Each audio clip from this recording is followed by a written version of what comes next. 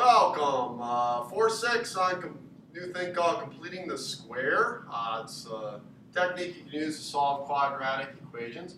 Before we get to completing a square, we're going to do some examples here where you just isolate a square and then square root and simplify to get your answers. So when you're solving for an x, keep in mind that you can always work in the reverse order of operations. So you can always look at, if you have parentheses, which we'll have later here on example 3, if you have parentheses, you can leave those till the end and simply work backwards. So keep that in mind as we go. So example 1, we factored this to solve before, but now we're just going to go ahead and isolate the square. So I'm going to add 9. So I get x squared equals 9. And once it's isolated, I can go ahead and just simply do the opposite of squaring, which is square rooting. Now, a key here is to keep in mind that there's two things that square to be 9. If I said, hey, what could x be right here? You should be saying x could be 3, because 3 squared is 9. But x could also be negative 3, because negative 3 times negative 3 is 9. So when you do these, it's very important to put a plus minus as soon as you square root. Not necessarily right at the end, just as soon as you square root. So here I'm square rooting the 9, I'm going to put plus minus, and the square root of 9 is 3. Example 2, I've got 2 steps to accomplish before I square root on this one, and that would be to add 80 and to divide by 10. 80 divided by 10 is 8. Now we're going to go ahead and square root and put plus minus because I'm square rooting. I'm going to leave this answer here because 8 can be broken down into a perfect square times another number there, the product of a perfect square and another factor. 4 goes in 8 twice, and 4 is a perfect square. Simplifies to 2 root 2. Example 3, that's the one I alluded to not too long ago because it has parentheses. Some people mess up. They think, oh, let's go ahead and distribute the square. And that's not even something you can do. If I have x minus 3 quantity squared, I don't distribute the square.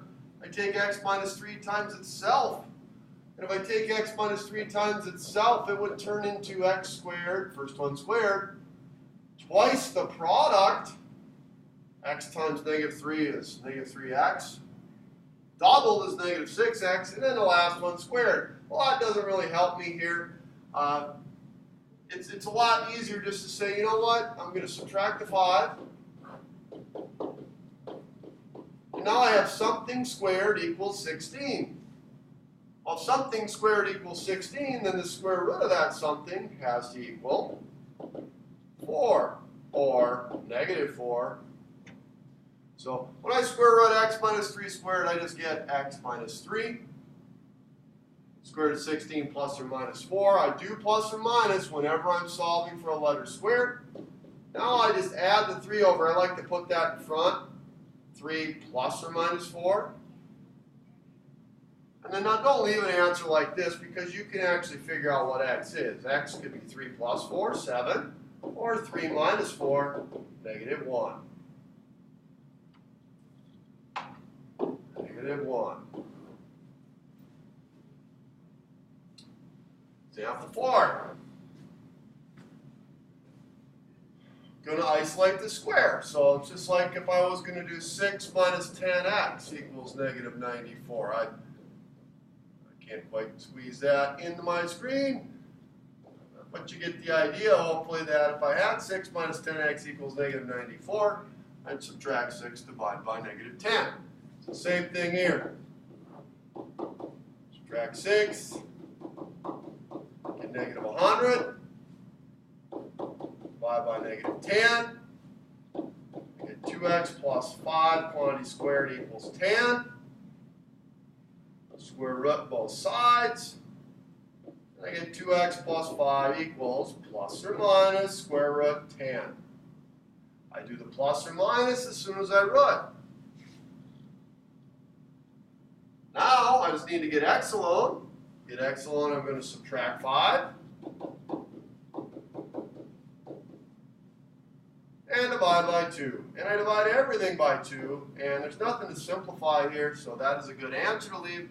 -5 plus or minus square root of 10 all over root 2. Last one where we're going to actually just go ahead and square root is example 5. And example 5 is a little trickier because I've got an x squared and an x. And what the trick here is, you're supposed to recognize that, that's a perfect square trinomial. I've done enough of those to know that that is x minus 4 squared.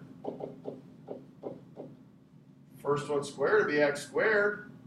If I multiply these, it'd be -4x. Double would be -8x, which is what I want. And the last one squared would be 16. Oops. So those are the same thing. So now it's set up in a way that it's very similar to what we've just done. Square root top and bottom. Square root of 625 is plus or minus 25. Add over the 4. I like to put that in front again, so I have 4 plus or minus. A little low on my screen, get a little hard for me to write a 5 apparently. I'll try again. There we go, 25. And if I do plus, 4 plus 25, I get 29. And if I do 4 minus 25, I get -21. 2 answers on that one. And that is the first page of 4.6 on completing the square. If you're looking for the actual completing the square notes, that can be found on a secondary video on my webpage. Thanks for watching. Have a great day.